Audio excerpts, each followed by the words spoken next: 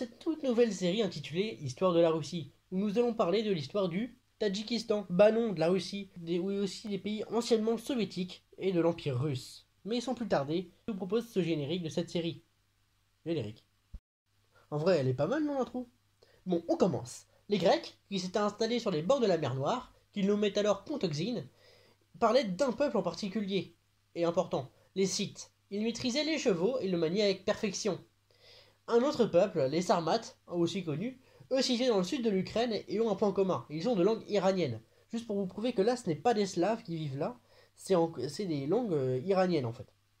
Les Sarmates sont connus parce que la noblesse polonaise du XVIe siècle se en revendique les descendants. Vers le IIe siècle, les Goths, Ostrogoths, donc les Ostrogoths c'est les Goths de l'Est, et les Visigoths c'est les Goths de l'Est, de l'Ouest. Du coup, les Ostrogoths se sont installés au nord de la mer Noire, mais ils seront bousculés par l'invasion des Huns qui remodèlent l'Europe. Mais en fait, qu'en est-il des Slaves là, à ce moment-là? À ce moment, ils vivent en tribu de la Baltique à la mer Noire. On ne sait pas vraiment d'où ils viennent. Ils vivent en tribu, mais ils font la guerre et le commerce, hein. Mais ils ne forment pas réellement d'État véritable. Et c'est là qu'ils se scindent en trois groupes, qui sont encore présents actuellement, hein. Les Occidentaux, qui nommeront les Polonais, les Tchèques et les Slovaques.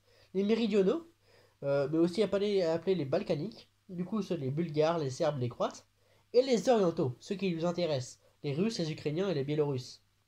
En 800, aucun état réel existe, hein, mais en 862, un viking, Rurik, dont j'ai déjà parlé dans la vidéo de la Russe de Kiev, hein, Rurik va unifier tout ce bazar et fonder Novgorod, la capitale.